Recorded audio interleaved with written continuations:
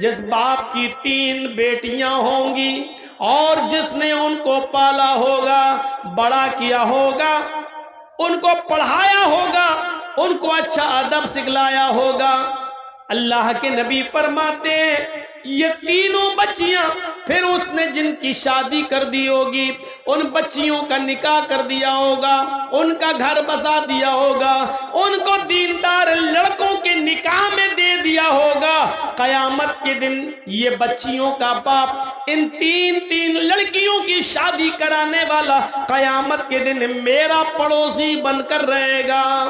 پھر آپ نے فرمایا جس کی 2 بیٹیاں ہیں، 2 بیٹیوں کو پڑھانے اور لکھانے والا بھی قیامت کے دن میرا پڑوسی بن کر رہے گا۔ پھر ایک صحابیہ اٹھی روتی ہوئی کہنے لگی اے اللہ کے نبی میرے پاس تو 3 بیٹیاں نہیں ہیں، 2 بھی نہیں ہیں، میرے پاس تو ایک ہی ہے۔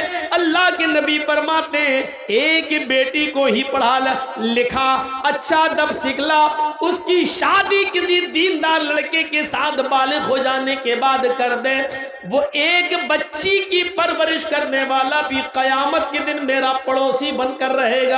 میرے بھائیوں، جنت کی بشارت لڑکیوں کی پرورش پر اللہ کے نبی صلی اللہ علیہ وسلم دے رہے ہیں۔ یہاں ہم اندازہ لگائیں کہ اللہ اسلام نے لڑکیوں کو کیا عزت دی ہے، کیا عزت۔ ایک عزت اور دیکھ لو، شادی کے موقع پر ہم اور آپ جاتے ہیں باراتی بن کر، 300-400 آدمیوں کی بارات لے کر، لڑکا بھی جاتا ہے، لیکن نکاح سب سے پہلے کس کا ہوتا ہے؟ لڑکی کا۔ لڑکی کی اجازت کے بنا، لڑکی کے سگنیچر کے بنا لڑکے کا نکاح نہیں ہو سکتا ہے۔ جن لوگوں کی شادیاں ہوئی ہیں ان سب کو معلوم ہوگا، جن کی شادیاں ہوئی جاتی نا، آپ کے یہاں بارات جاتی ہے کہ نہیں جاتی ہے؟ آج کل کہنا پڑ رہا بارات، ورنہ حقیقت یہ ہے کہ ان کو کہنا چاہیے چور اور ڈاکو جو باراتوں میں جاتے ہیں۔ حقیقت ہے، یہ لڑکی والے کے ہاں جاتے ہیں۔ اس زمانے میں کبھی یہ دور چلتا تھا تو اس کی وجہ یہ تھی کہ پہلے زمانے میں نہ ٹرینیں ہوتی تھیں، نہ گاڑیاں ہوتی تھیں، تو پہلے بیل گاڑیوں پر، کھچروں پر یہ لوگ جاتے تھے ایک گاؤں سے دوسرے گاؤں، اور شادی کرا کے جب لاتے تھے تو راستے میں لوٹ لیے جاتے تھے، سونا چاندی کپڑا لتا۔ تو اس لیے بارات کا سلسلہ چلا، ایک گاؤں سے دوسرے گاؤں میں جب آدمی جا رہا تو 100 150 200 آدمی لے کے جا رہا، تاکہ ہمیں کوئی لوگ لوٹے نہیں اور ہم دولہا اور دلہن کو نکاح کرا کے خیریت سے گھر پہ لے آئیں۔ اس لیے یہ بارات کا سسٹم نکلا تھا، سسٹم۔ لیکن آج کل ٹرینوں کے زمانے میں، آج کل ہر تھانے کے باہر پولیس، ہر گاؤں میں پولیس تھانہ موجود ہے، چوری اور ڈکیتی کا تصور نکل چکا ہے، قافلہ اب لوٹا نہیں جا سکتا ہے میرے بھائیوں۔ لیکن یہ پرتھا اب تک چلی آ رہی ہے، یہ نکلی تھی کسی اور وجہ سے لیکن چلی آج تک آ رہی ہے۔ 300 اور 400 آدمیوں کی بارات لڑکی والے کے یہاں پہنچ گئے۔ اب لڑکی کا باپ بیچارہ سوچ رہا ہے کہ اچھی سے اچھی مٹھائی کھلاؤ، کیونکہ یہ لوگ منہ پھٹ لوگ ہوتے ہیں، بارات میں جتنے آتے ہیں منہ پھٹے ہوتے ہیں۔ منہ پھٹ کا مطلب سمجھ رہے ہو؟ اگر تھوڑی سی بھی مٹھائی میں یا کھانے میں کمی ہو گئی تو زندگی بھر لڑکی کو تانے مارے جائیں گے، تیرے باپ نے تو عزت ہی نہیں کی ہماری۔ اس لیے لڑکی کا باپ جانتا پہلے ان کے پیٹ کی جہنم کو بھرو اور اچھا سے اچھا کھلاؤ، جب تک اس کے پیٹ کی جہنم کو سکون نہیں ملے گا تب تک میری بیٹی سکون کے ساتھ گھر میں نہیں رہ پائے گی۔ اب بارات پہنچ گئی، نکاح کا وقت آیا۔ پہلے لڑکے کا نکاح نہیں ہوتا ہے، پہلے لڑکی کا ہوتا ہے، اور لڑکی کا حقیقت میں نکاح نہیں ہوتا ہے بلکہ لڑکی سے اجازت لی جاتی ہے۔ شاید آپ کے یہاں معلوم ہوگا، پیچھے لے جائیے پیسہ سر، وہاں گنیے، ہم ان کو بند کرا رہے ہیں، شور نہ کریں، آپ کی آواز بھی کانوں میں آ رہی ہے۔ چندہ اتنا ہو گیا ماشاء اللہ کہ 2 دن تک گنتے رہیں گے. تو سنیے، لڑکی کی اجازت لیتی. آپ لوگوں میں جس کا نکاح ہوا ہوگا معلوم ہوگا، ایک وکیل ہوتا ہے اور 2 گواہ. وکیل اور گواہ یہ دونوں جاتے ہیں لڑکی کے پاس رجسٹر لے کر.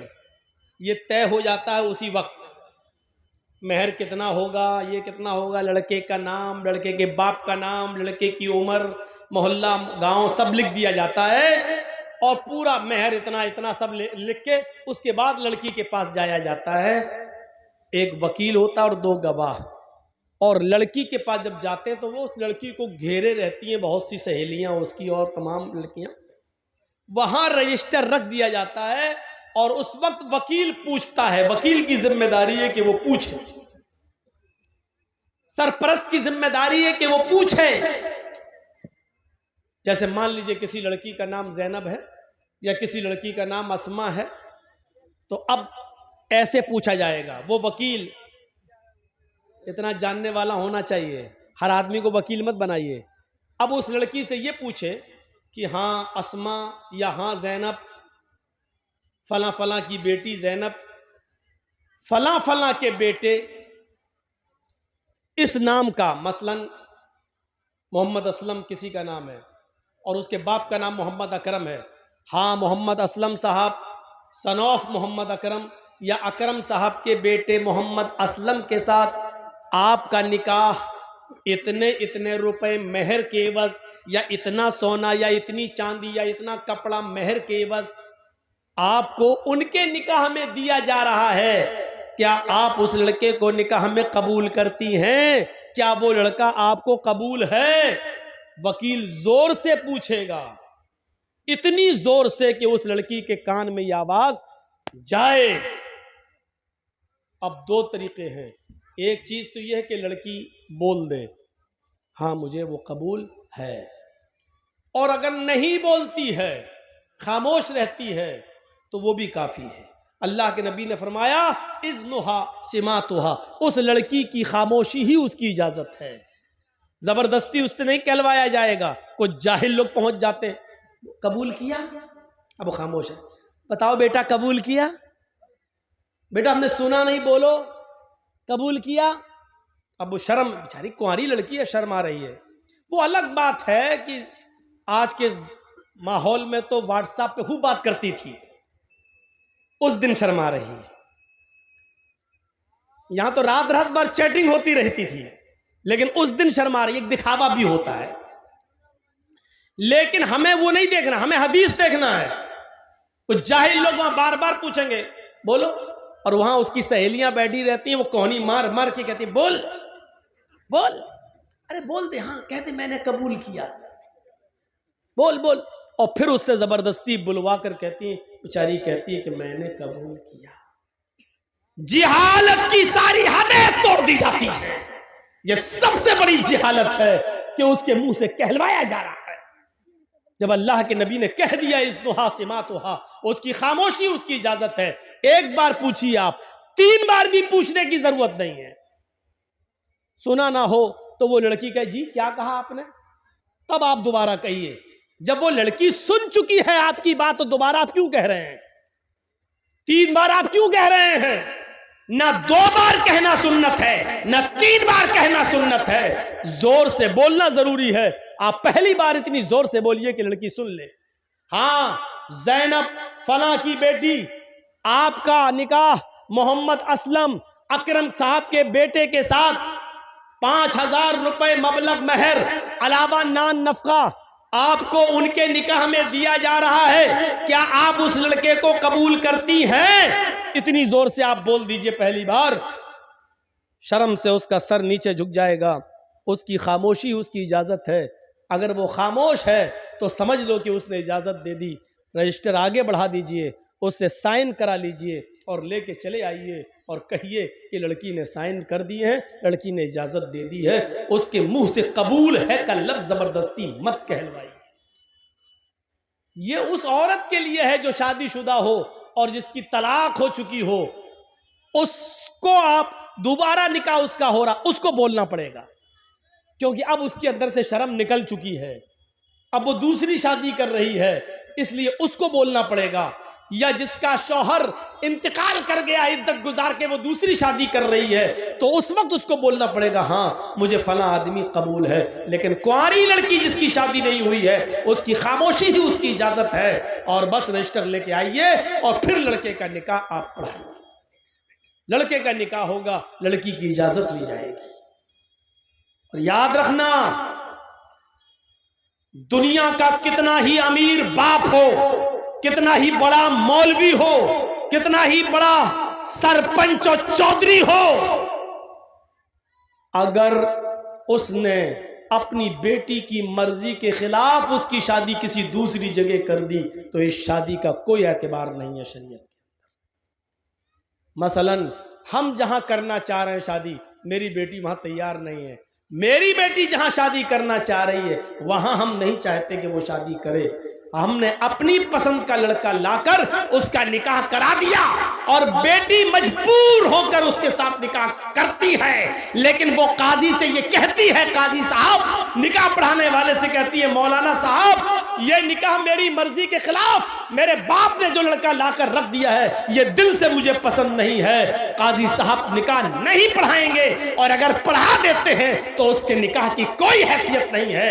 ایک عورت، ایک صحابیہ اللہ کے نبی کے پاس آئیں اور کہتی اللہ کے رسول میرے باپ نے میرا نکاح ایسی جگہ کر دیا ہے جو لڑکا مجھے پسند نہیں ہے۔ اللہ کے رسول نے نکاح ہو جانے کے بعد بھی اس لڑکی سے کہا اگر وہ تمہیں پسند نہیں اور اس کے باوجود تمہارے باپ نے تمہاری شادی کر دی ہے تو تجھے اختیار ہے، تو چاہے تو اس لڑکے کے ساتھ رہے یا تو چاہے تو میں نکاح تیرا فسخ کر دیتا ہوں، لڑکے کے طلاق دینے کی ضرورت نہیں ہے، نکاح فسخ کر دیتا ہوں۔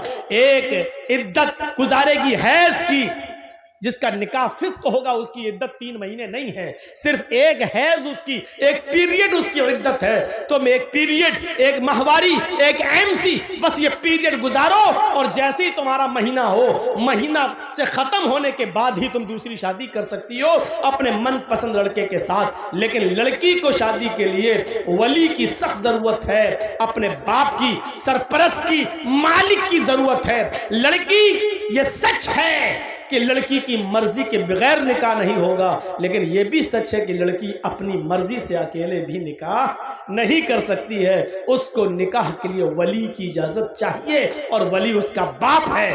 باپ اگر دماغی طور پر کمزور ہے تو چچا ہے، چچا دماغی طور پر کمزور ہے تو لڑکی کا بھائی ہے، اور لڑکی کا بھائی بھی نہیں تو کوئی اور جو اس کا رشتہ دار قریبی ہوگا اس کی اجازت چاہیے۔ لیکن جس لڑکی کا کوئی نہ ہو تو پھر قاضی خود ولی بن سکتا ہے، جیسے مولانا جرجیز اگر کسی کا نکاح پڑھا رہے ہیں، لڑکی کا باپ بھی نہیں ہے، لڑکی کا بھائی بھی نہیں ہے، لڑکی کا چچا بھی نہیں ہے، تو پھر مولانا جرجیز خود قاضی، خود ولی بن سکتے ہیں، اور اس لڑکی کا ولی بن کر نکاح کرا سکتے ہیں، قاضی ولی بن سکتا ہے۔ لیکن کوئی دوسرے گاؤں کی لڑکی اپنے باپ کا گھر چھوڑ کر بھاگ کر آپ کے گاؤں میں رتنی میں آ جائے تو رتنی کا رہنے والا کوئی بڈھا اس لڑکی کا باپ نہیں بن سکتا ہے۔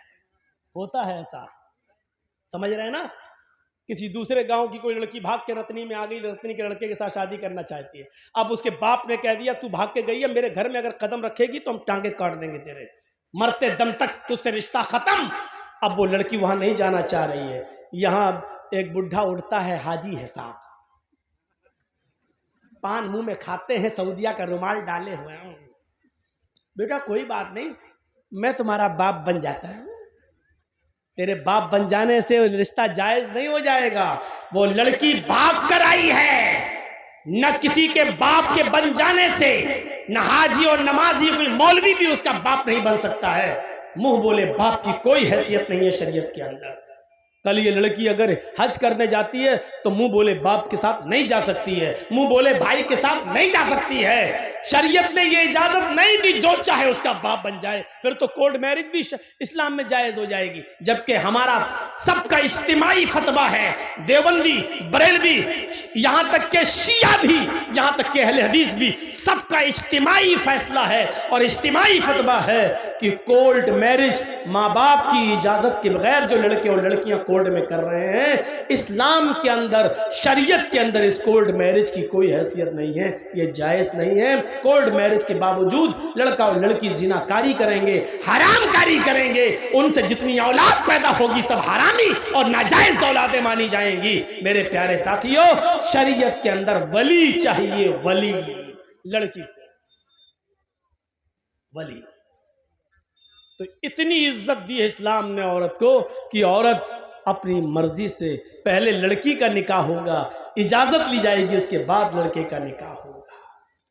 اگر شادی کے دن ہی لڑکی منع کر دے کہ ہم نہیں کریں گے، لوٹاؤ ان چوروں کو، بھگاؤ بھگاؤ ان ڈاکوؤں کو، یہ لوٹنے آئے ہیں، نہیں کریں گے، میرے بھائیوں ہمیں اور آپ کو فیصلہ کرنا پڑے گا۔ تو اتنی جہالت تھی عرب کے اندر، لیکن اسلام نے اتنی عزت بخشی ہے عورت، جہاں لڑکیوں کو زندہ دفن کر دیا جاتا تھا۔ آپ دیکھ رہے ہیں ہندو دھرم کے اندر کیا ہے، برہما جی نے اپنے منہ سے برہمن کو پیدا کیا، ہاتھوں سے چھتری کو پیدا کیا، ران سے ویش کو پیدا کیا اور پیروں سے شودر کو پیدا کیا۔ شودر ہریجن پیروں سے پیدا ہے برہما جی کے۔ آگے لکھا ہے کہ اگر کوئی برہمن کسی شودر کی لڑکی پر غلط نظر ڈال دے، اگر کسی برہمن کو کسی شودر کی لڑکی پسند آ جائے تو شودر کو چاہیے کہ اپنی بیٹی اس برہمن لڑکے کو دے دے، لیکن اگر کسی شودر کو کسی برہمن کی لڑکی پسند آ جائے، اگر کسی شودر کو کسی برہمن کی بیٹی پسند آ جائے تو راجا کو چاہیے کہ اس شودر کو پکڑ کر اس کی دونوں آنکھیں پھوڑ دے۔ جن آنکھوں سے اس نے برہمن کی بیٹی کو دیکھا اس کی آنکھیں پھوڑ دے۔ غور کریں آپ، برہمن کو اگر پسند آ جائے تو شودر کو اپنی بیٹی دے دینا چاہیے، لیکن شودر کو اگر برہمن کی بیٹی پسند آ جائے تو راجا کو چاہیے کہ وہ شودر کی دونوں آنکھیں پھوڑ دے۔ یہ عزت ہے عورت کی ہندو دھرم میں، دیکھ لیجیے آپ۔ اور اسلام اس کے برعکس کیا کہتا ہے کہ لڑکی کی اجازت کے بغیر تم نکاح تک نہیں کر سکتے ہو۔ آپ نے دیکھا ہے کہ عورت کا مقام اسلام کے اندر کیا ہے، اور مزید دیکھنا چاہتے ہو تو آؤ میں تمہیں دکھاؤں ایک عورت کو کیا سمان دیا ہے۔ کبھی حج کرنے گئے ہو؟ نہیں، اللہ تعالی ہم سب کو توفیق دے حج کرنے کی، اللہ رب العالمین اس مقدس مقام پر ہم سب کو پہنچائے۔ جب آپ جائیں گے یا جو لوگ گئے ہیں ان سے پوچھئے، آپ پہلے عمرہ کریں گے، اور عمرہ جب آپ کریں گے تو جاتے ہی آپ احرام کی حالت میں پہلے خانہ کعبہ کا طواف کریں گے، 7 چکر لگائیں گے۔ خانہ کعبہ کا طواف پورا کرنے کے بعد آپ مقام ابراہیم کے پاس 2 رکعت نماز پڑھیں گے۔ اگر وہاں جگہ نہ مل سکے بھیڑ میں تو پورے خانہ کعبہ میں جہاں آپ کو جگہ ملے وہاں 2 رکعت آپ نماز پڑھیے۔ پھر آپ کو جو دعا مانگنا ہے مانگیے۔ اس کے بعد آپ کو صفا اور مروہ کی سعی کرنا پڑے گی، صفا اور مروہ کا چکر لگانا پڑے گا۔ آپ کو پہلا چکر صفا سے شروع کرنا ہے، مروہ تک جانا ہے، مروہ سے پھر لوٹ کے آنا ہے، صفا تک جانا ہے۔ آپ کو آنے اور جانے کو ملا کر 7 چکر لگانا ہے۔ جب صفا سے مروہ کی طرف آپ جائیں گے تو پہلے آپ نارمل چال چلیں گے، نارمل، پھر ہری بتی لگی ہوئی ہے گرین سگنل، جب آپ گرین سگنل پہ پہنچیں گے تو وہاں تھوڑا سا سینہ تان کر، تھوڑا سا سینہ تان کر اکڑ کر ایسے ایسے آپ دوڑیں گے، بہت تیز نہیں جیسے رن لے رہے ہو کرکٹ کا، ایسے نہیں، ہلکا ہلکا دوڑیں گے اور سینہ تھوڑا سا ایسے ایسے ایسے کرتے ہوئے آپ ہلکے ہلکے دوڑ، ایسا لگے کہ ہاں دوڑ رہے ہیں لیکن اسپیڈ بہت تیز نہیں، ہلکی ہلکی چال سے دوڑتے ہوئے آپ جائیں گے۔ کیوں؟ آپ پھر پھر دوسری ہری بتی لگی ہے، وہاں آپ پھر نارمل چال سے شروع کریں گے، پھر ہری بتی لگی ہے، پھر وہاں آپ سینہ تانیں گے اور اکڑ کے چلیں گے، پھر مروہ سے آتے وقت بھی آپ ایسا ہی کریں گے۔ ان مقامات پر جہاں ہلکا ہلکا سینہ تان کر دوڑا جاتا ہے وہاں حضرت ہاجرہ دوڑی تھیں۔ جب ان کے بیٹے کو پانی نہیں مل رہا تھا، زمین پر ایڑیاں رگڑ رہے تھے اسماعیل، منہ میں انگوٹھا رکھے چوس رہے تھے، اور ہاجرہ کہہ رہی تھی اللہ میرا بیٹا پیاسا ہے، تیرا بندہ ابراہیم اس کو تیرے سپرد کر کے گیا ہے، مجھے اور اس بچے کو تیرے سپرد کر کے گیا ہے۔ جب میں نے پوچھا کہ مجھے کس کے حوالے کر کے جا رہے ہو، کس کے حوالے، اِلَى مَن تَتْرُكُونَ، ہمیں کس کے حوالے چھوڑ کے جا رہے ہو؟ تو ابراہیم علیہ السلام نے آگے بڑھتے ہوئے کہا تھا اللہ، اے اللہ مجھے اور اس بچے کو اس نے تیرے حوالے کیا ہے، تیرے سپرد کیا ہے، اس بچے کو پیاس کی شدت محسوس ہو رہی ہے، علاقے میں کہیں پانی نہیں ہے۔ حضرت ہاجرہ پانی کی تلاش میں پہاڑی کے اوپر چڑھ جاتی ہیں، صفا سے نیچے جھانک کر دیکھتی ہیں، شاید کوئی گاؤں، شاید کوئی قبیلہ، شاید کوئی محلہ مجھے نظر آ جائے، دو چار آدمی رہنے والے نظر آ جائیں اور میں ان سے تھوڑا سا پانی لے لوں۔ لیکن پہاڑی کی اونچائی پر چڑھنے کے بعد بھی ان کو نیچے کوئی بستی نظر نہیں آئی۔ صفا سے چکر لگاتی ہیں، نارمل چال چلتی ہیں، پھر تھوڑی دور سینہ تان کر چلتی ہیں، دوڑتی ہیں، پھر رکتی ہیں، پھر نارمل چال چلتی ہیں، پھر دوڑتی ہیں اور مروہ پہ پہنچ جاتی ہیں۔ مروہ کی پہاڑی سے نیچے جھانک کر دیکھتے ہیں کہ کوئی بستی مل جائے، کوئی محلہ مل جائے، کوئی گاؤں مل جائے جہاں میں تھوڑا سا پانی لے کر اپنے بچے کو پلا سکوں۔ لیکن مروہ کی پہاڑی کے نیچے بھی کوئی بستی آباد نہیں ہے۔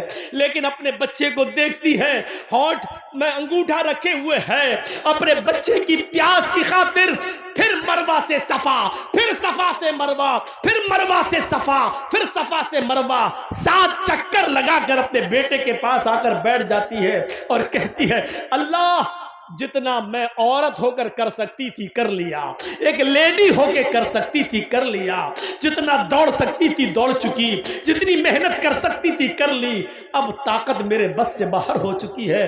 اللہ تو ہی غیب سے مدد فرما، اس اسماعیل کے لیے پانی کا انتظام کر دے۔ اللہ اس کو میرا شوہر مجھے اور اس بچے کو تیرے حوالے کر کے گیا ہے۔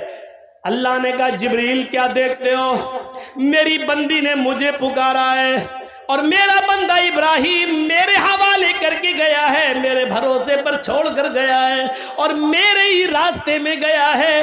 جاؤ جہاں اسماعیل پیروں کی ایڑیاں رگڑ رہے ہیں تم اپنا پر وہیں پر مارو۔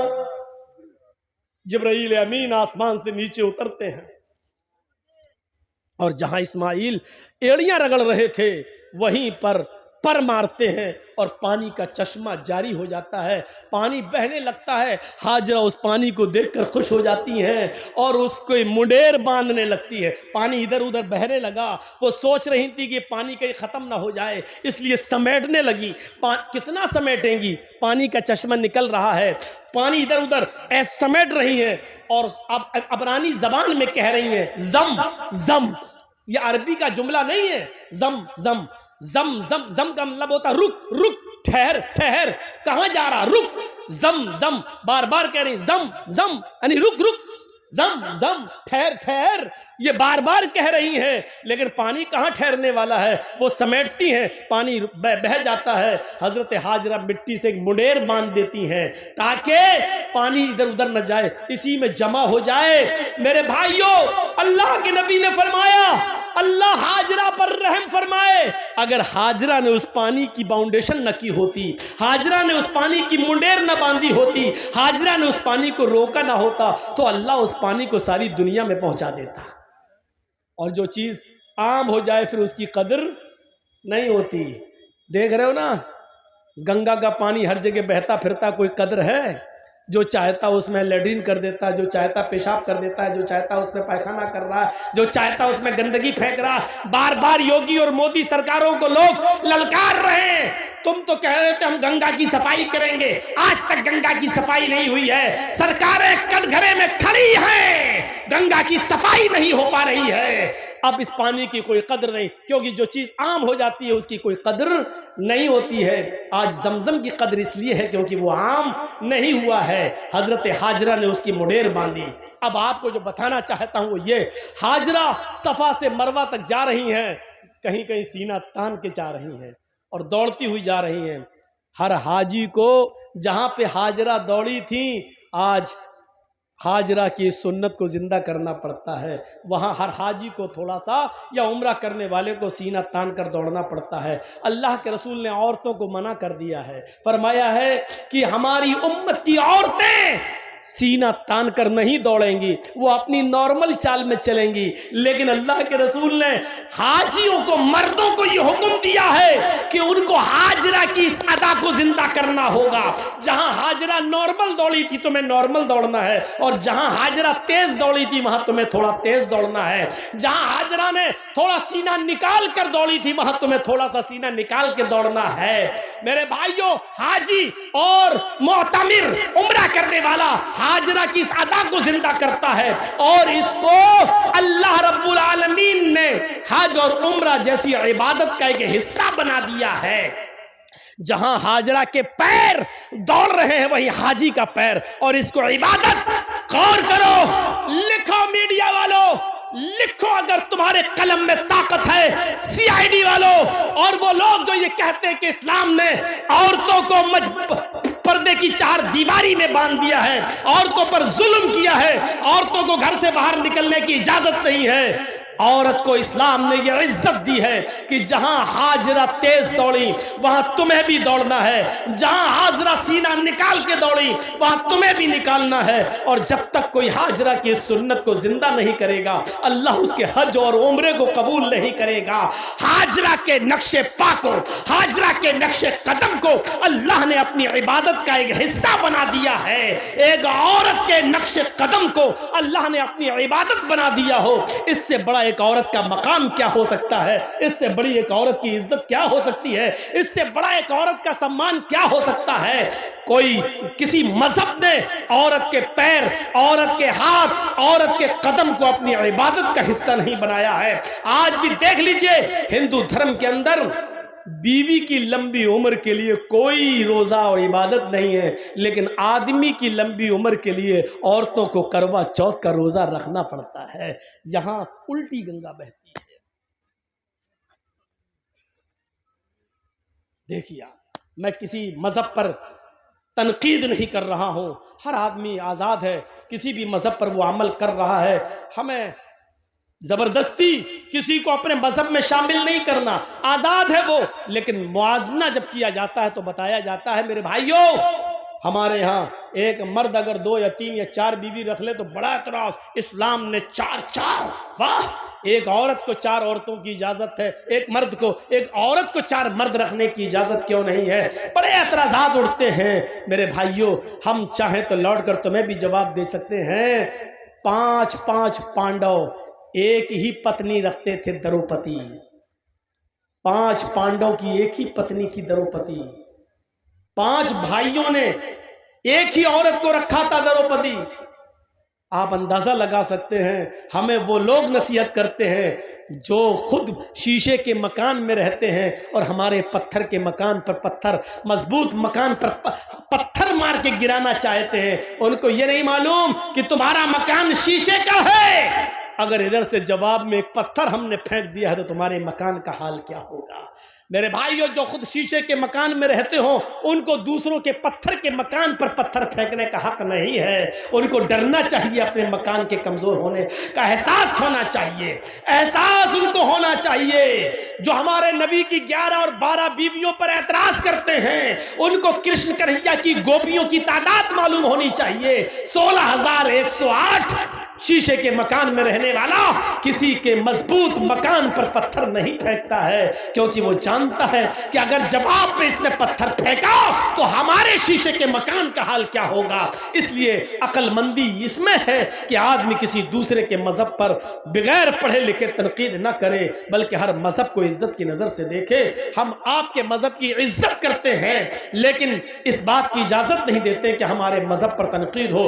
आप हमारे मजहब की इज्जत कीजिए और इस बात की इजाजत मत दीजिए कि हम आपके मजहब पर तनकीद करें। तनकीद करने का कोई हक नहीं है। मेरे भाइयों, जिस मजहब में जो अच्छाइयां हो वो ले लेना चाहिए। अच्छाई जहां से मिले वो हमारी खोई हुई अमानत है, उसे हमें ले लेना चाहिए। और बुराई जिस मजहब के अंदर भी हो, जिस धर्म के अंदर भी हो, उसको छोड़ देना चाहिए, चाहे वो किसी भी मजहब के अंदर पाई जा रही हो। मैं ये कह सकता हूं कि इस्लाम के अंदर कोई बुराई नहीं है, मुसलमानों में बुराइयों की कमी नहीं है। दोनों बातें अलग अलग हैं। फिर सुन लीजिए, इस्लाम में कोई बुराई नहीं है, लेकिन मुसलमानों में किसी बुराई की कमी नहीं है। एक साइंटिस्ट ने कहा था कि मैंने जब धर्मों का मुताला किया तो मुझे सबसे अच्छा धर्म इस्लाम लगा। जब मैंने मजहबों का मुताला किया, हिंदू धर्म, ईसाई धर्म, जैन धर्म, सिख धर्म, यहूदी मजहब, बुद्ध मजहब, इस्लाम धर्म, मैंने सारे मजहब की स्टडी की तो मुझे पढ़ने में सबसे अच्छा मजहब इस्लाम लगा। लेकिन जब मैंने दुनिया घूम कर देखा और हर मजहब के मानने वालों का जायजा लिया, मैंने यहूदियों की बस्ती में यहूदियों को देखा, ईसाइयों की बस्ती में ईसाइयों को देखा, जैनियों की बस्ती में जैनियों को देखा, और हिंदुओं की बस्ती में हिंदुओं को देखा, बुद्धिस्टों की बस्तियों में बुद्धिस्टों को देखा, मुसलमानों की बस्ती में और मोहल्ले में मुसलमानों को देखा। मैंने हर बस्ती में हर मजहब के मानने वालों का जायजा लिया तो मुझे दुनिया की बिगड़ी हुई बदमाश बदकम्माश कौमों में सबसे ज्यादा बदतर और सबसे ज्यादा नालायक कौम मुसलमान नजर आई। हकीकत कड़वी मगर हक बजाने में उसने बात कही है। ये क्या बात है कि दूसरों की बुराई हमें सुनकर बड़ा मजा आता है। अगर हमारे अंदर भी कोई कमी है तो उसको सुनने की भी क्षमता हमारे अंदर होनी चाहिए। हम उस साइंटिस्ट की तारीफ करते हैं कि उसने हमारे मजहब को गलत नहीं कहा। हम उस साइंटिस्ट की तारीफ करते हैं कि कौमों का मुआयना करने के बाद सबसे ज्यादा कमी उसको अगर नजर आई तो मुसलमानों की नजर आई। उसने क्या कहा? मैंने जब धर्मों का मुताला किया तो सबसे अच्छा मजहब इस्लाम लगा, लेकिन जब हमने कौमों का मुआयना किया तो सबसे बदतर कौम मुझे मुसलमान नजर आई। और आप देख लो 30 करोड़ 35 करोड़ मुसलमान पूरे भारत में, 4 लाख से ज्यादा मदरसे पूरे भारत में, 4 लाख से ज्यादा पूरे भारत में मदरसे, 50 लाख से ज्यादा उलमा। एक लिस्ट दे रहा हूं आपको, गौर कीजिए। मुसलमान कितने? 30 से 35 करोड़। मदरसे कितने पूरे हिंदुस्तान में? 50 लाख, 4.5 लाख, 4 से 4.5 लाख। उलमा कितने? 50 लाख से ज्यादा। इतने मदरसे, इतने उलमा, इतनी बड़ी तादाद मुसलमानों की।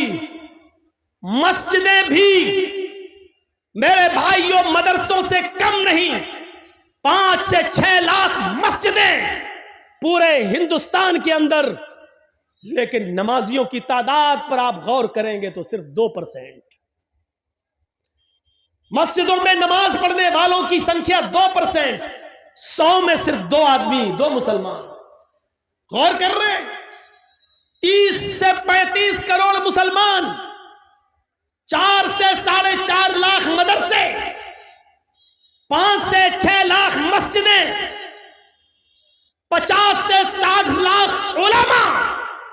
इतनी बड़ी तादाद के होने के बावजूद मस्जिदों में नमाज पढ़ने वालों का परसेंट 2%, जुमे में 5%, ईद और बकरीद रमजान में 10%, थोड़ा सा बढ़ जाते हैं। ईद और बकरीद में ये तादाद बढ़ के 15 और 20%। ये 80% कहां गए? اور 5 وقت ہونے والی نماز میں 98% مسلمان کہاں؟ یہ محاسبہ کون کرے گا؟ یہ حساب کون کرے گا؟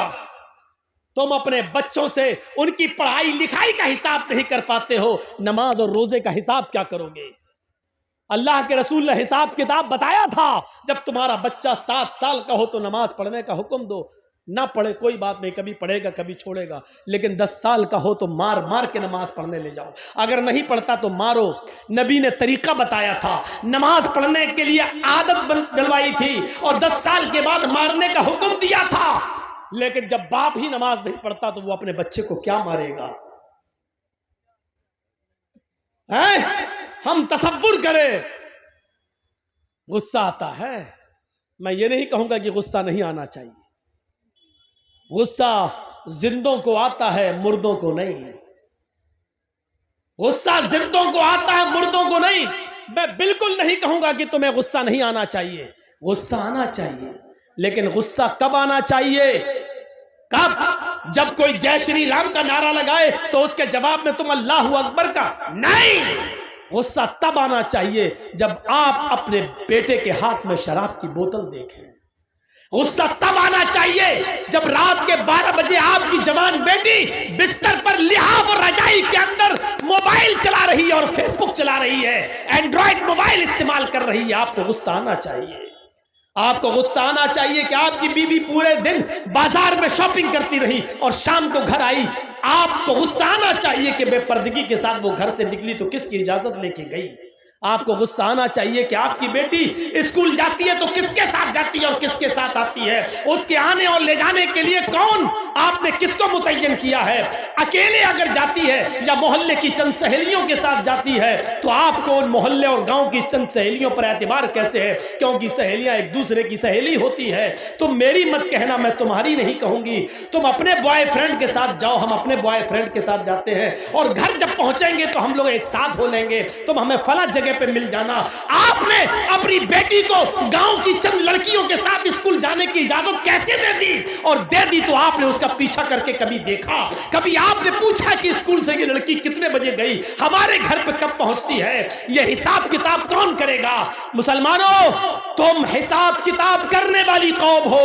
تم بچوں کے لیے اگر باپ ہو تو اپنے بچوں کا حساب لو، شوہر ہو تو اپنی بیوی کا حساب لو، اگر بھائی ہو تو اپنی بہن کا محاسبہ کرو۔ محاسبہ زندے کرتے ہیں، مردوں سے حساب نہیں لیا جاتا ہے، حساب زندوں سے طلب کیا جاتا ہے، مردوں سے نہیں۔ تم زندہ قوم ہو، ہم تم سے حساب لے سکتے ہیں، یہ مدرسے میں کتنا چندہ ہوا ہے آپ نے دیا ہے، آپ حساب لو مدرسہ کمیٹی سے۔ مدرسے کمیٹی کے لوگوں کو برا نہیں ماننا چاہیے، کیونکہ ایک ایک روپیہ آپ کی امانت ہے، آپ کے بچوں پر ہی خرچ ہوگا، اس لیے حساب زندے لیتے ہیں، حساب زندے دیتے ہیں۔ حضرت عمر جب منبر پہ کھڑے ہوئے اور نئی قمیص پہن کر خطبہ دینے لگے تو ایک نوجوان اٹھا اور کہنے لگا، عمر خطبہ دینا بند کر، تقریر کرنا بند کر، خطبہ نہیں دینے دوں گا۔ حضرت عمر نے کہا کیوں؟ وجہ کیا ہے؟ کہا پہلے اس بات کا حساب دو، یہ نیا کرتا تمہارے پاس کہاں سے آیا؟ تمہاری تنخواہ بیت المال سے اتنی نہیں ہے کہ تم نئی قمیص سلا سکو، آج نیا کرتا تمہارے پاس کہاں سے آیا؟ حضرت عمر کہنے لگے کہ اس کی صفائی میرا بیٹا دے گا۔ حضرت عمر فاروق کا بیٹا اٹھتا ہے، صفائی پیش کرتا ہے کہ بیت المال میں جو چادریں آئی تھیں وہ سارے مسلمانوں میں تقسیم ہونا تھی، ایک ایک چادر سب کو ملی، میرے باپ کو بھی ایک چادر ملی، میرے باپ نے اسی چادر کی قمیض بنوا لی ہے۔ نوجوان کھڑا ہوتا اور کہتا امیر المومنین، ایک ایک چادر سب کو ملی تھی، مجھے بھی ملی تھی، میں درزی کے پاس گیا تھا، ٹیلر کے پاس گیا تھا، میں نے اپنا ماپ دیا، اس چادر میں میری قمیض نہیں بنی، تم تو ہم سے زیادہ لمبے ہو، ہم سے زیادہ چوڑے ہو، ہم سے زیادہ لمبے چوڑے ہو اور موٹے تندرست بھی ہو، پھر تمہاری ایک چادر میں قمیض کیسے بن گئی؟ ان کے بیٹے نے کھڑے ہو کر جواب دیا، نوجوان ایک چادر مجھے بھی ملی تھی، سب کو ایک ایک چادر ملی تھی، میرے باپ کو بھی ملی، مجھے بھی ملی، سب کو ایک ایک ملی تو اس میں مجھے بھی ملی۔ میرے باپ کی اپنی چادر میں جب قمیض نہیں بنی تو میں نے اپنی چادر بھی اپنے باپ کو دے دی۔ میری اور اپنی دونوں قمیضیں ملا کر میرے باپ نے دونوں چادریں ملا کر قمیض بنا لی۔ نوجوان کہنے لگا بیٹھ گیا، امیر المومنین اب مجھے اطمینان ہو گیا، اب میں سیٹسفائی ہو گیا، اب آپ خطبہ دیجئے۔ زندہ لوگ حساب لیتے ہیں اور زندہ لوگ حساب دیتے ہیں، نہ حساب لینے پر غصہ ہونا چاہیے نہ حساب دینے پر غصہ ہونا چاہیے۔ حساب زندے لیتے ہیں، حساب زندہ دیتے ہیں۔ غصہ زندوں کو آتا ہے، مردوں کو نہیں۔ ہم نہیں کہتے کہ غصہ دباؤ، ہم نہیں کہتے کہ غصے کو تم پی جاؤ، ہم کہتے ہیں غصہ اٹھاؤ، غصہ ابھارو، غصہ نکالو، بھڑاس نکالو، لیکن جائز جگہ پر، ناجائز جگہ پر نہیں۔ اللہ کے نبی کو بھی غصہ آتا تھا، اور غصہ اتنا آتا تھا کہ آپ کی آنکھیں سرخ ہو جاتی تھیں اور ایسا لگتا تھا جیسے کسی نے انار کا رس، انار کا جوس کسی نے نبی اکرم کی آنکھوں میں ڈال دیا ہو۔ اتنا غصہ آتا تھا جناب محمد رسول اللہ کو، لیکن ناجائز بات پر نہیں، جائز بات پر غصہ آتا تھا۔ آج دنیا کی قومیں آج ہمارا مذاق اڑاتی ہیں اور ہم مشتعل ہو جاتے ہیں، یہاں غصہ نہیں آنا چاہیے۔ مثلا ابھی کچھ دنوں پہلے ایک آدمی نے اسلام کو بہت بدنام کیا، قرآن کو لے کر بہت باتیں کہیں، ہمارے نبی کو لے کر بہت باتیں کہیں، لیکن ہم نہیں سمجھ پائے کہ وہ ساری باتیں کہنے کے پیچھے کون ہے۔ ہم نہیں سمجھ پائے، وہ باتیں کہہ نہیں رہا، اس سے کہلوائی جا رہی ہیں، اور کون کہلوا رہا ہے یہ بھی میں جانتا ہوں، لیکن ہم نہ نام لے رہے ہیں، نہ آپ کو بتانا چاہتے ہیں اور نہ نام لینا چاہتے ہیں۔ جب تک آپ ان چینلوں پر پابندی نہیں لگائیں گے، ہم نے نام لینا بند کر دیا ہے، کیونکہ ان چینل والوں نے مجھے کہیں کا نہیں چھوڑا ہے، میرے اوپر اتنے کیس کروائے ہیں، اتنے کیس کروائے ہیں کہ میں زندگی میں کبھی ان کو معاف نہیں کر سکتا۔ منع کرنے کے باوجود انہوں نے وہی چیزیں ڈالی ہیں جن چیزوں سے میں نے ان کو روکا تھا۔ صرف ان کے اکاؤنٹ میں پیسہ آ رہا ہے، چلاؤ بیٹا جتنا چلا سکتے ہو چلاؤ، لیکن یاد رکھنا مرنا تمہیں بھی ہے، تمہیں بھی مرنا ہے۔ اور میں نے اب اعلان کر دیا ہے، اب جب بھی کوئی مجھ سے جلسے کی ڈیٹ لے گا تو میری پہلی شرط ہوگی کہ کوئی بھی چینل والا نہیں آئے گا۔ یہ دسمبر کا مہینہ ختم ہو رہا ہے، 3-4 دن اور رہ گئے ہیں، اب جنوری میں میرا یہاں کوئی پروگرام نہیں ہے، میں بمبئی جا رہا ہوں، اور فروری سے جتنے بھی پروگرام ہوں گے سب کے ساتھ یہ شرط لگ چکی ہے کہ کوئی چینل والا ہمارے جلسے میں نہیں آئے گا، آئے گا تو میں نہیں آؤں گا۔ اور دھوکہ ایک بار دو گے، بار بار نہیں۔ جس جلسے میں نے کسی چینل والے کو دیکھ لیا، میں جس کو بلاؤں گا جو میرے لیے اچھا ہوگا اور میرے کہنے کے مطابق جو اسپیچ جو دیتا اس کو بس بلائیں گے، کسی کو نہیں بلائیں گے۔ جو میرے کہنے پر چلے گا بس وہی، اور وہ 1-2 آدمی ہے، اس سے زیادہ میں کسی کو اجازت نہیں دوں گا۔ یہ 1 فروری سے میں یہ قانون نافذ کر دیا ہوں۔ دسمبر تک چونکہ دے چکا تھا پروگرام، اس لیے میں کسی کو روک نہیں پایا۔ یاد رکھیے، آج کی تاریخ بتا رہا ہوں، اب تو 26 ہو گئی، 25 تاریخ کو یہ جلسہ رکھا تھا ہمارے مکھیا جی نے۔ 25 تاریخ میں بتا رہا ہوں آپ کو، میں آپ کے بستر پر لیٹا ہوں مکھیا جی کے گھر، اور زی ہندوستان میں آج بھی میرے بارے میں چلایا گیا ہے۔ آج بھی زی ہندوستان مجھے دکھا رہا ہے، آج بھی اس نے یہی بہار اور بنگال کی تقریروں کی کٹنگ آج بھی اس نے پیش کی ہے۔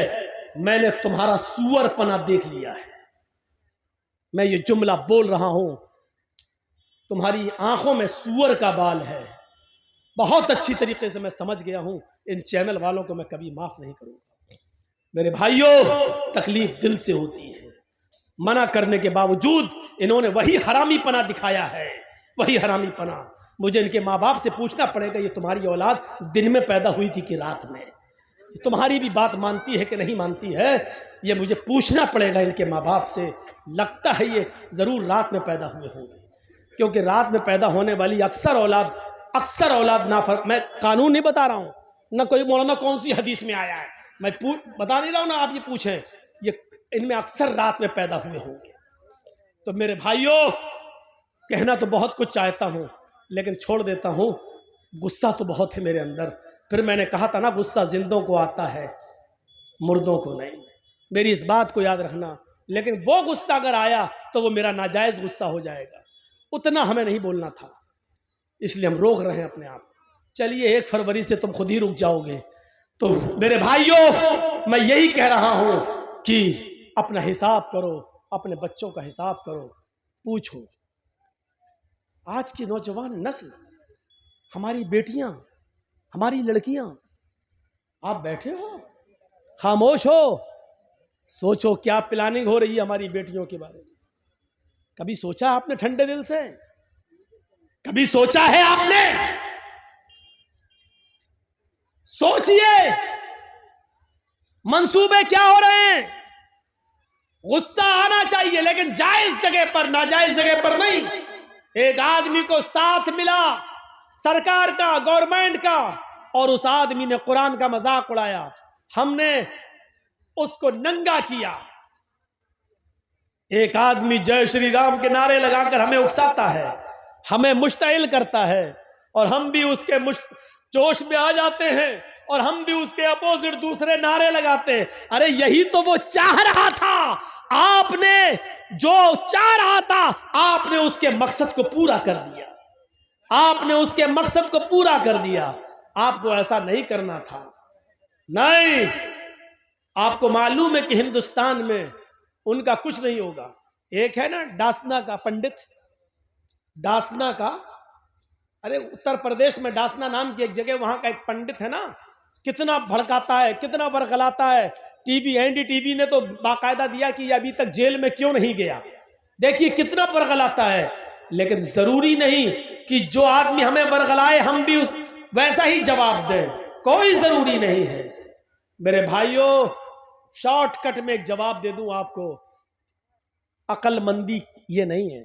اگر کوئی پاگل کتا میرے پیر میں کاٹ لے، جرجیز کو اگر کوئی پاگل کتا کاٹ لے، تو کیا جرجیز بھی اس پاگل کتے کو کاٹے؟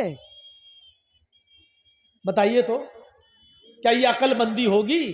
اگر کوئی پاگل کتا کاٹ لیا ہمارے پیر میں، اب جرجیز کو غصہ، کمینے تو نے کاٹا، پکڑ پکڑ پکڑ، ہم بھی کاٹیں گے. پکڑوایا اور کاٹ رہے اس کو. تو اس سے بڑے پاگل تو ہم ہو گئے. تو کچھ لوگوں کا دماغ خراب ہو چکا ہے. کس نشے میں ہو چکا ہے؟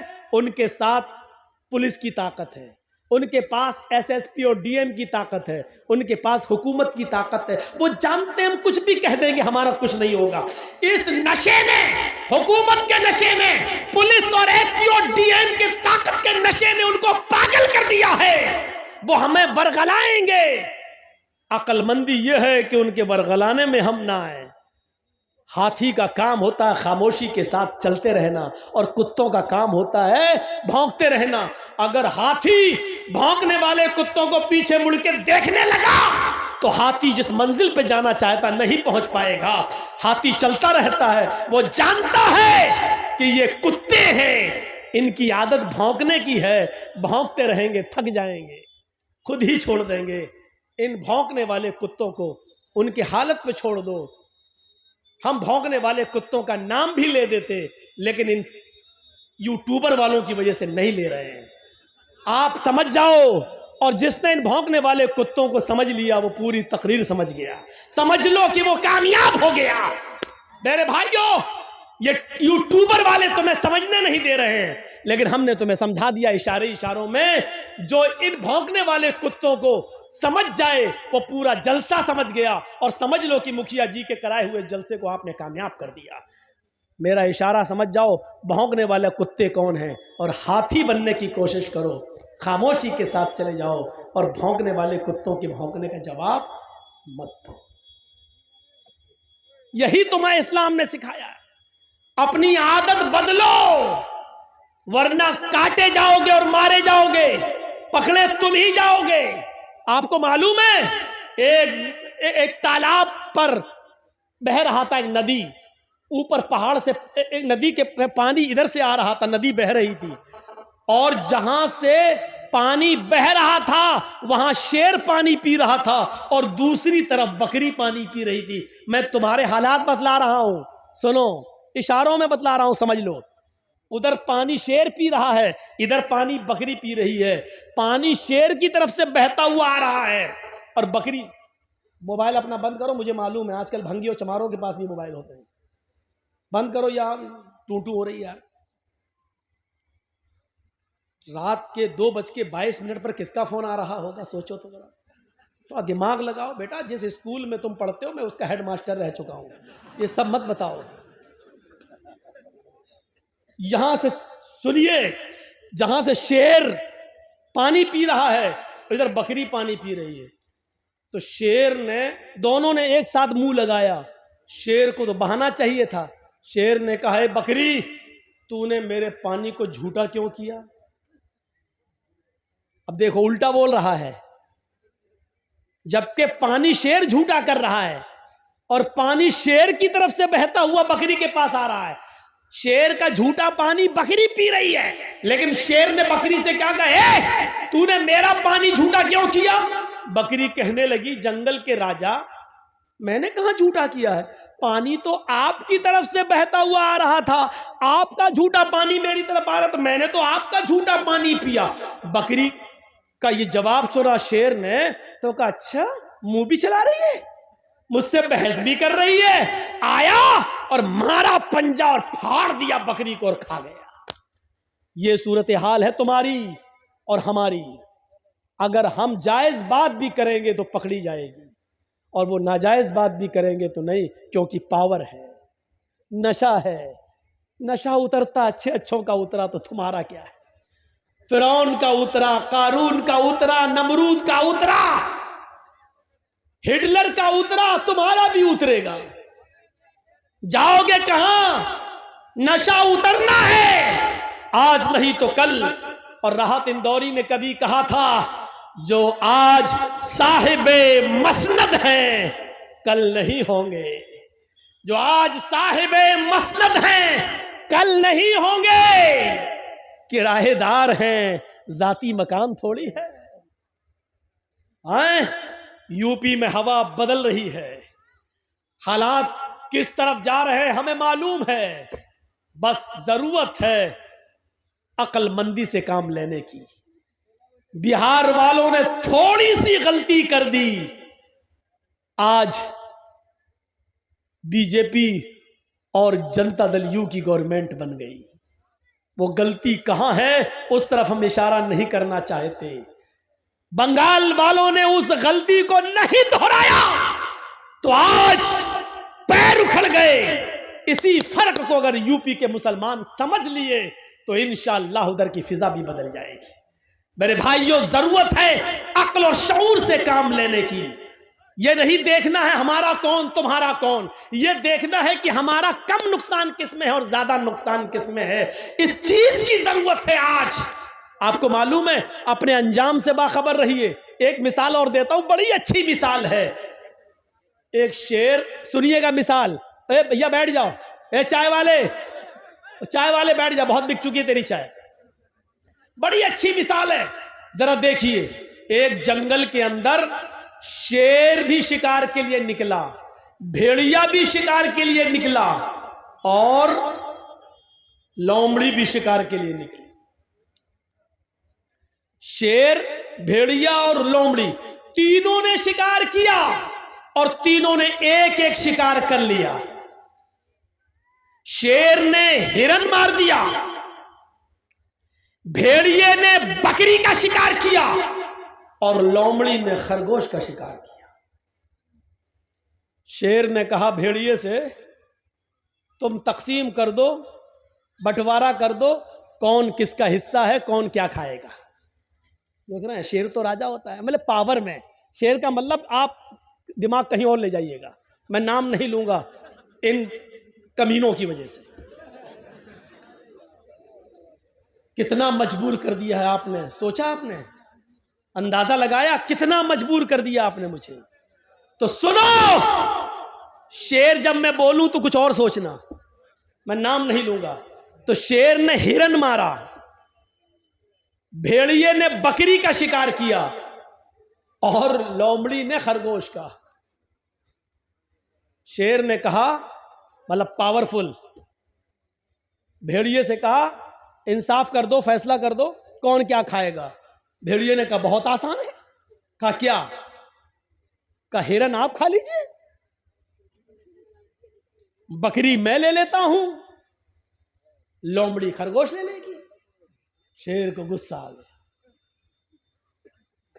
شیر کو غصہ آیا اور اس غصے میں مارا پنجا، بھیڑیے کے سر الگ تن الگ ٹکڑے ٹکڑے ہو گئے، اس کے ختم کر دیا اس نے بھیڑیے کو۔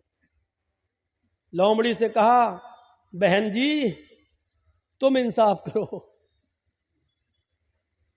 لومڑی نے دیکھ لیا، بھانپ لیا۔ لومڑی نے کہا بہت آسان ہے۔ کہا کیا؟ کہا 3 شکار ہیں، ہرن، بکری اور خرگوش۔ ہرن آپ صبح کھا لیجئے، بکری آپ شام کو کھا لیجئے، اور منہ کا ذائقہ بدلنے کے لیے خرگوش کو آپ دوپہر میں کھا لیجئے۔ شیر نے کہا واہ بہت اچھا فیصلہ، واقعی اتنی عقل تمہیں کس نے دی؟ اتنا اچھا فیصلہ تمہیں کس نے سکھایا؟ اس نے کہا اس بھیڑیے نے، اس بھیڑیے کے انجام نے۔ اتنی زبردست مثال دینے کے بعد بھی ہماری عقل نہیں کھل رہی ہے، ہماری عقل۔ بھیڑیے، لومڑی نے دیکھا خرگوش جا رہا ہے، جائے، یہ میرا کم نقصان ہے، لیکن اگر یہ ہم ہی کو مار کے کھا گیا تو ہم ہی نہیں رہیں گے تو کیا کھائیں گے؟ اپنے آپ کو پہلے بچاؤ۔ تو میرے بھائیوں اس وقت یہ مت دیکھیے کہ کون آ رہا ہے، اس وقت یہ دیکھیے کہ ہمارا بڑا نقصان کس میں اور چھوٹا نقصان کس میں ہے۔ اس لیے بڑے نقصان سے بچانے کے لیے چھوٹا نقصان اپنے آپ کو کر دینا چاہیے اپنا۔ اس لیے بہار والے بڑے نقصان کو سمجھ نہیں پائے، چھوٹا نقصان نہیں کر سکے، اس لیے دونوں نقصان سے محروم ہو کر اسی بڑے نقصان میں پھر پل رہے ہیں۔ بنگال والوں نے لات مار دی، بڑے نقصان سے اپنے آپ کو بچا لیا اور چھوٹا نقصان انہوں نے کر دیا۔ اللہ اتر پردیش کی عوام کو بھی بڑے نقصان سے بچنے کی توفیق عطا فرمائے، ان کو عقل و شعور عطا فرمائے اور ان کو بھی سمجھداری سے کام لے، اور لومڑی کی طرح ان کو بھی عبرت حاصل کرنے کی توفیق عطا فرمائے، ورنہ حال وہی ہوگا جو بھیڑیے کا ہوا۔ کیونکہ پاور انصاف تو یہی تھا، شیر نے ہرن ماری، شیر ہرن کھا لے، بھیڑیے نے بکری ماری، بھیڑیا بکری کھا لے، لومڑی نے خرگوش مارا، لومڑی خرگوش کھا لے۔ بھیڑیے نے فیصلہ صحیح کیا، لیکن اس کے باوجود بھی اس کو جان سے ہاتھ دھونا پڑا۔ اچھا مارا پنجا، بیچارہ گیا۔ لومڑی سے کہا تم انصاف کرو۔ اس نے کہا دن میں آپ صبح میں ہرن کھا لیجئے، شام کو بکری کھا لیجئے، اور دوپہر میں اگر منہ کا ذائقہ بدلنا ہو تو خرگوش کا ٹیسٹ کر لیجئے، تینوں آپ کے۔ واہ واہ کیا اچھا فیصلہ کیا۔ لومڑی سے کہا لومڑی اتنا اچھا فیصلہ تجھے کس نے سکھایا؟ سیدھے کہتی ہے بھیڑیے کے انجام نے، بھیڑیے نے، اسی بھیڑیے سے سیکھا ہے میں نے۔ تو آپ بھی کچھ سیکھیے، اتر پردیش کے لوگ بہار سے سیکھ لیں اور بنگال سے بھی سیکھ لیں۔ مثال بھی بڑی اچھی ہو، بڑے اچھے موقع پر یاد آئی ہے۔ تو میرے بھائیوں اپنے انجام کو سمجھنے کی کوشش کیجئے۔ اپنے ہم جانتے ہیں ہمارا اس وقت کون ہے، کوئی نہیں، اس بات کا بھی اعتراف ہے۔ ہم کسی کا فیور نہیں کر رہے ہیں، بنگال میں ہم نے کیا تھا، لیکن یہ حقیقت ہے کہ ہمارا اس وقت کوئی نہیں ہے۔ آپ کسی پر بھروسہ کر کے دیکھیں تو بھروسے کے لائق کوئی نہیں ہے۔ اس بات کا اعتراف ہے کہ مسلمانوں کو ہمیشہ ہر پارٹی نے ٹھگا ہے، ہر جماعت نے ٹھگا ہے، ہر سیاسی جماعت نے ہمارا ناجائز فائدہ اٹھایا ہے۔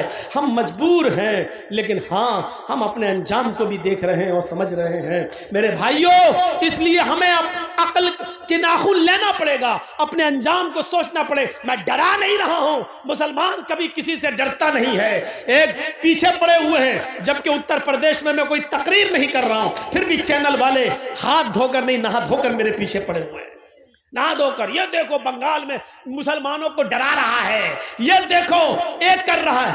ارے میں نہیں ڈرا رہا ہوں، چینل والوں، زی انڈیا اور زی نیوز اور زی ہندوستان، کیا تم اندھے ہو، دکھائی نہیں دیتا؟ یا تمہیں پاورفل کی طرف سے، شیر کی طرف سے کوئی ہڈی ڈال دی گئی ہے جس کی بدبو کا ٹیسٹ تمہیں لگ گیا ہے، جو چھوٹتی نہیں ہے تمہاری زبان سے؟ تمہیں پتا نہیں ہے کہ اس وقت گائے کی بات کون کر رہا ہے، اس وقت مندر کی بات کون کر رہا ہے، اس وقت متھرا کی عیدگاہ کی بات کون کر رہا ہے؟ اندھو تمہیں یہ نہیں دکھائی دے رہا ہے؟ اے چینل والوں کیا تمہیں یہ نہیں دکھائی دے رہا ہے کہ فرقہ پرستی کی بو کہاں سے آ رہی ہے؟ ہندو اور مسلمانوں کو ڈرانے کی کوشش کون کر رہا ہے؟ آپس میں یہ بٹوارا کون کر رہا ہے؟ چینل والوں یہ تمہیں دکھے گا نہیں، کیونکہ ہڈیوں نے تمہارے اندر نشہ پیدا کر دیا ہے۔ وہ ہڈی شیر کی طرف سے آئی ہے۔ شیر، بس عقل مند را اشارہ کافی، شیر کی طرف سے آئی ہے۔ اس شیر کو سمجھ جاؤ گے آپ کون ہے۔ شیر بھی کبھی بکری بنے گا، اور کہو انشاءاللہ، کہو انشاءاللہ۔ یہ تہجد کی نماز کا وقت ہے رات کا، اور اللہ تعالیٰ پہلے آسمان پر آ جاتا ہے۔ اس وقت دعا کیجئے کہ بار الہ جو ہمارے ملک کے لیے بہتر ہو اس کو ملک کا محافظ بنا۔ ہم ایسی دعا ہی نہیں کر رہے ہیں کہ کوئی ہم پر کیس کرے، ہم تو یہ کہہ رہے ہیں جو ہمارے دیش کے حق میں بہتر ہو، جو ہمارے ملک کے حق میں بہتر ہو، جو ہمارے ملک کی حفاظت کرتا ہو، جو سچ میں ہمارے ملک کو اپنا ملک سمجھتا ہو۔ اے اللہ تو اس ملک کا اقتدار اس کو عطا فرما۔ اے اللہ جو بھارت کے 1.25 کروڑ لوگوں کو ایک ساتھ لے کے چلتا ہو، جو دھرم نرپیکش ہو، جو ہندو مسلم کے چشمے سے نہیں انسانیت کے چشمے سے دیکھتا ہو۔ اے اللہ اس ملک کو ایسے لیڈر کی ضرورت ہے، اس ملک کو اس کے حوالے کر دے۔ اعمالکم و مالکم، جیسے تمہارے اعمال ہوں گے ویسے تمہارے اوپر حکمراں مسلط ہوں گے۔ ہمارے اعمال اچھے ہوں گے تو اچھے حکمراں، ہمارے اعمال برے ہوں گے تو ہمارے اوپر برے حکمراں مسلط ہوں گے۔ اللہ رب العالمین سے دعا ہے کہ بار الہ تو ہمیں ہمارے اعمال کی اصلاح کرنے کی توفیق عطا فرما، اور پھر تو ہمارے اوپر اچھے حکمرانوں کو مسلط فرما دے۔ بار الہ ہم تجھ سے دعا کرتے ہیں کہ اس ملک میں امن پیدا فرما دے، سکون پیدا فرما دے، شانتی پیدا فرما دے۔ اے اللہ جس طرح ایک باغ کے اندر آم، سیب، پپیتا، امرود، انگور، انار سب ہوتا ہے اور کسی پھل کو کسی پھل سے دشمنی نہیں ہوتی ہے، اسی طرح اس ملک میں ہندو، مسلمان، سکھ، عیسائی سب لوگ رہتے ہیں۔ اللہ ہم سب کو آپس میں بھائی بھائی بنا دے، ایک دوسرے کا ہمدرد بنا دے، ایک دوسرے کا غمخوار بنا دے، ایک دوسرے کے لیے اپنی قربانی دینے والا بنا دے۔ اے اللہ ایک دوسرے کا درد کانٹا ہندو کو چبھے تو اس کا درد مسلمان اپنے دل میں محسوس کرے، اور کانٹا مسلمان کو چبھے تو اس کا درد ہندو اپنے دل میں محسوس کرے۔ ہمیں ایسا ایک دوسرے کا ہمدرد بنا دے۔ اے اللہ گنگا جمنی تہذیب جو ہمیشہ ہمارے ملک میں قائم رہی، کچھ لوگ اس گنگا جمنی تہذیب کو مٹانا چاہتے ہیں۔ بار الہ جو لوگ ہندو مسلم ایکتا کو مٹا رہے اللہ تو ان کو مٹا دے۔ اے اللہ جو ہندو مسلم ایکتا کو ختم کرنا چاہتے ہیں اللہ تو ان کو ختم کر دے۔ اے اللہ جو اس ملک کے امن، چین و سکون اور شانتی کو بھنگ کرنا چاہتے ہیں اللہ تو ان کو بھنگ کر دے۔ اے اللہ جو اس ملک میں فساد برپا کر کے اس ملک کو جنگ کی آگ میں اور گرہ یدھ میں گھسڑنے کی اور دھسانے کی کوشش کر رہے ہیں اللہ تو ان کو اس ملک سے مٹا دے اور ان کا صفایا کر دے۔ اس ملک کی حفاظت فرما۔ یہ ملک ہمارا ملک ہے، یہ 1.25 کروڑ دیش واسیوں کا ملک ہے۔ ہندوؤں نے بھی مسلمانوں نے بھی اس ملک کو آزاد کرایا ہے۔ اے اللہ اس ملک کے امن و چین سے کچھ لوگ کھلواڑ کر رہے ہیں اللہ تو ان کو کھلونا بنا دے، ان کو نشان عبرت بنا دے۔ جس طرح ہٹلر بنا، حجاج ابن یوسف بنا، جس طرح اور لوگوں کو تو نے نشان عبرت بنایا، بار الہ تو ان کو بھی نشان عبرت بنا دے۔ بعد میں آنے والی نسل ان کے ظلم کو یاد کرے، ان کے ستم کو یاد کرے۔ 11:30 بجے 11:40 پر میں آیا تھا اور پھر 12:40 پر، اور میرا 2 گھنٹے کا تقریباً پورا وقت ہو گیا ہے، 1:45 تو ہو ہی گیا ہے۔ تو میرے بھائیوں ہم اللہ سے دعا کرتے ہیں کہ بار الہ ہمیں عقل و شعور سے کام لینے کی توفیق عطا فرما۔ بار الہ جب تک تو ہمیں زندہ رکھ، اسلام پہ زندہ رکھنا، اور جب ہمارا خاتمہ ہو تو ایمان پر ہمارا خاتمہ فرمانا۔ اور آخری اعلان یہ آپ سے کہ مدرسے 2 سال کرونا کا شکار رہے ہیں اور نہیں چل سکے ہیں۔ آپ سے آخری گزارش، آپ نے کس کے ہاتھ میں کس کا کیا تعاون کیا ہے مجھے نہیں معلوم، لیکن میرے ہاتھ میں آپ کیا تعاون کرنا چاہتے ہیں، مجھ سے کیا محبت ہے، اپنے موبائل آپ ہٹا لو اور اپنی محبت आज मैं देखूंगा आपके दिलों में क्या है। लिहाजा इस मदरसे के लिए आप 10, 20, 50, 100, 500, 1000, 2000 जो देना चाहें मेरे हाथ पर भी दे सकते हैं। और याद रखिए, मैं दुआ वैसे नहीं करता हूं जैसे और मौलवी करते हैं। आप नियत पहले कर लीजिए, आपको किसको सवाब पहुंचाना है उसकी नियत कर लो। अल्लाह इसका सवाब मेरे बाप को मिले, मेरी माँ को मिले। स्टेज पे पैसे डालिए और मुसाफा जिसको करना हो वो यहाँ आकर हमसे कर सकता है। स्टेज पे पैसा रखिए।